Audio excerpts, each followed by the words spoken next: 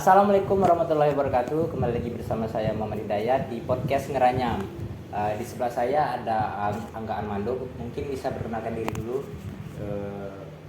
Kenalin, nama saya Angga Armando. Kebetulan saya temannya juga dari Mas Hidayat nih. Oke, terima kasih Mas Angga. Mungkin sebelum kita masuk ke tema, kita bahas dulu sih kenapa sih kita bisa temenan nih. Oke. Sementara kan saya kan orangnya sangat introvert ya kan. Introvert. Susah jadi mengenal orang baru. Mungkin Mas Angga ingatannya masih banyak ya kan. Masalah kita bisa temenan ya. Yo. Kalau kenal sih mungkin awal masuk kuliah ya. Kita kan kebetulan kita juga satu kampus, kita kuliah di Universitas Dasen. Kita juga satu kelas di jurusan Ilmu Komunikasi. Awal-awal kita kenal itu mungkin di akrab, kalau kenal udah lama kan. Akrabnya di awal semester 3 ya. Jadi semester 1 sama 2 kita cuman tegur-teguran ya, doang. batas teguran, ketemu di kampus teguran, udah say hi, pulang gitu. Karena awal-awal semester 3 kita itu dapat job. Kebetulan for your info kita dapat job, kita juga satu profesi sebagai berkecimpung di bidang fotografi dan videografi. Kita dapat job waktu itu graduation, anak-anaknya pramugari, wisuda, satu job, dan kebetulan dikulik lagi karena satu job ini tadi positif, kita ngabisin waktu sama-sama nih. Ternyata fashion kita sama, dapat satu frekuensi sama dia, ya udah nyambung. Selera musik sama, outfit yang suka di badan sama-sama, ya udah nyambung sampai sekarang. Itu sih. Kalau nggak salah kan, iya bro? sih, benar sih, tepat sekali. Oke. Yang selanjutnya mungkin bisa dijelaskan nih ke kawan-kawan, Angga nih sekarang sibuk ngapain sih? Kalau saya lihat dari medsosnya foto-foto terus ya kan. Kalau kegiatan sehari-hari ya sih, kesibukan sehari-hari kuliah, terutama kuliah sih. Saya juga kalau foto-foto kata Mas Daya tadi, itu tadi kan saya juga kerja sebagai fotografer dan juga freelancer fotografer. Jadi buat nambah pemasukan lah, sandang pangan 1 minggu ke depan. Jadi biar nggak kosong. Ternyata nggak kosong nih, memang nggak kosong banget. Weekday saya kuliah, weekend saya kerja, jadi nggak ada waktu libur. Nah, gitu. Cukup lah ya. Cukup. Kita langsung ke tema aja. Jadi di sini kita mau mengangkat tema yaitu survive di masa quarter life crisis. Nah, guys, life crisis. Berdasarkan arti menurut dari psikolog sendiri, quarter life crisis itu adalah masa-masa kecemasan terhadap atau kekhawatiran terhadap masa depan yang lebih mengarah ke umur 20-an sampai 30-an. Mungkin di sini kita mau membahas cara keluar dari masalah tersebut. Masalah overthinkingnya ya. Nah, kalau dari saya sendiri, cara kita keluar dari quarter life crisis sendiri adalah dengan kita mengenali diri kita sendiri nih lebih dalam kan, terus lakukanlah self love, terus sadari bahwa quarter life crisis ini normal, jadi semua orang tuh mengalami hal tersebut. Don't feel alone, bro. Terus carilah dukungan dari lingkungan sekitar. Mungkin dari Mas Angga ada tambahan? Kalau masalah quarter life crisis ya, setiap milenial sih yang bakal ngalamin ya Mas ya. Karena zaman-zaman kita yang ada bahasanya sekarang tuh overthinking. Jadi menurutku buat keluar dari masa-masa itu ya oke, satunya yang udah Mas Daya jelasin tadi, don't feel alone. Bangun silaturahmi sama teman-teman, keluarga. Tapi tetap juga mungkin self healthy ya. Kita harus bahagiain diri sendiri. Ya, karena mau sebaik apapun kita nge-treat orang buat dia nge-treat kita baik, Setuju. Belum tentu orang itu bakal nge-treat kita baik, karena sebanyak apapun kebaikan yang kita bakal kasih ke orang bakal kalah sih sama satu keburukan yang kita buat sama orang itu. Jadi lebih baik sebelum kita baik ke orang, baikin diri kita dulu sendiri. Itu ya. Ya. Mungkin saya tambahin dikit, kalau kita mau berbuat baik ke orang jangan minta balasan. Ya, nanti kita minta feedback, nggak usah berharap yang lebih gitu. Ya baik-baik aja, nggak usah yang sampai lu harus gini sama gua harus gitu sama lu, nggak usah. Kita gini Mas. Oke, terima kasih. Lanjut ke pertanyaan, apa sih yang Mas takutin dalam hidup ini? Asik. Yang saya takutin berat ya guys ya. Yang saya takutin sih menurut saya pujian sih mas. Iya. Selain dia itu Ngapa tuh kan orang senang nih dipuji. Kenapa sih yang nggak takut dipuji?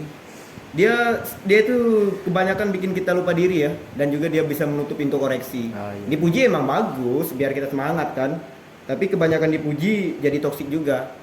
Ibarat kata dipuji itu kita banyak makan gula manis. Manis memang manis, tapi lama kelamaan dia potong kaki kita, dia amputasi tangan kita. Jadi kedepannya kita lebih susah berjalan kan. Sebaliknya kita juga perlu koreksi dan cacian itu berkata mengkudu. Mas tahu mengkudu kan? Pahit emang pahit, tapi itu sehat bagi kita kan. Jadi di hidup itu kita juga perlu koreksi dan cacian, bukan hanya pujian. Bagus sekali jawaban dari Mas Angga. Lanjut pertanyaan kedua. Mas ini kan kuliah sambil kerja juga kan? Pasti orang-orang nyangka Mas ini sibuk, nggak punya waktu. Gimana tanggapannya Mas tentang isu-isu dari orang tersebut? Sibuk ya. Lebih ke, menurut saya nggak sibuk ya, lebih ke produktif. Jadi menurutku produktif dan sibuk itu berbeda. Produktif ini dia membuahkan hasil dan terkadang melibatkan kesibukan. Sementara sibuk dia merenggut waktu, energi dan tenaga tapi nggak membuahkan hasil menurutku. Sibuk-sibuk aja ya, nggak masuk akal gitu kan. Lebih ke produktif. Jadi nggak sibuk. Oke nih Mas, kan profesinya sebagai fotografer, pasti nemuin banyak orang kan? Iya. Pasti ketemu cewek-cewek cantik kan Cewek-cewek ya, manusiawi kan cewek. Oke. Nah pasti Mas punya pasangan kan? Ada nggak sih yang mau Mas sampaikan ke pasangan tersebut? Misalnya jangan cemburu, itu tuh sebagian dari profesionalitas lah. Profesional itu. Ya. For your info juga nih ya buat teman-teman dan buat Mas juga. Mas Daya juga pasti ngalamin kan. Profesi sebagai fotografer, profesional fotografer ataupun videografer ini mungkin susah ya dapat pasangan. Oke, kita ketemu cewek-cewek cantik, kita mau ketemu banyak orang, tapi banyak orang ngomong fotografer nih ketemu banyak cewek, nggak ada yang serius, nggak ini.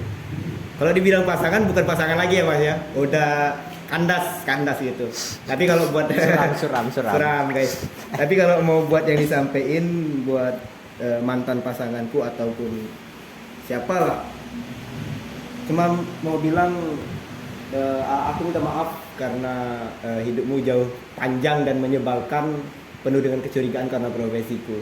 Tapi ada yang perlu kamu ketahui, ada hidup yang lebih panjang dan menyebalkan, ya hidupmu yang berjalan tanpa diriku. Itu aja sih yang mau gue sampaikan ke X ya. Semoga X-nya sadar ya. Sadar ya. Profesional kerja ya profesional kerja.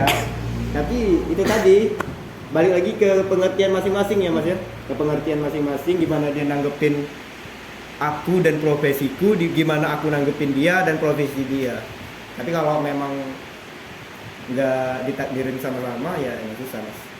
Mungkin kita temanya agak pindah lagi ya. Jangan bahas cinta-cinta ya. Oke, Kita balik lagi ke quarter life crisis. Nah, kalau kan quarter life crisis ini tidak jauh dari masa depan.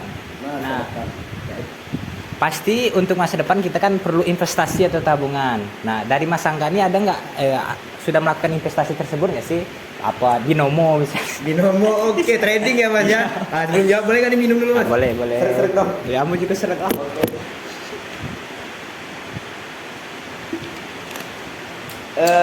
Apa tadi Mas? Tentang investasi. Investasi kalau aku sih investasi belum ya, tapi menurutku kebanyakan orang yang kan nanggapin investasi itu duit, rumah, tanah, emas, Secara umum. kendaraan secara umum kan. Tapi menurutku investasi yang terbesar itu bukan itu ya. Investasi yang terbesar itu menurutku ini. Jadi brain ya. Jadi ada kata-kata tuh dari role model tuh, kebetulan aku ngefans banget sama dia, Bang Ramadan. You can take my money but you can take my brain. Jadi dunia itu berputar ya. Kadang-kadang kita di bawah, kadang-kadang kita di atas. Jadi pada saat kita jatuh di titik rendahnya kita, ketika kita punya ini, kita bisa keluar dari masa-masa itu Mas. Kita bisa mutar otak, gimana sih kita nggak bisa dapetin uang pada saat kita nggak punya uang, nggak punya barang apapun. Gimana sih kita bisa keluar dari masa-masa ini dengan pikiran kita dan gimana sih cara-cara kita keluar dari itu tuh ada semua di sini. Setuju Oke, sih. duit, uang, rumah, kendaraan, tanah, emas, ataupun apa itulah investasi yang lain, itu mungkin menurutku yang kedua, bukan yang pertama. Yang pertama di sini. Mungkin ada tambahan lagi tentang pertanyaan. Mas Angga ini kan saya lihat di medsosnya kamera punya, Oke, motor, boleh. motor udah punya, Oke, tempat kerja udah. Apa sih yang belum tercapai ini?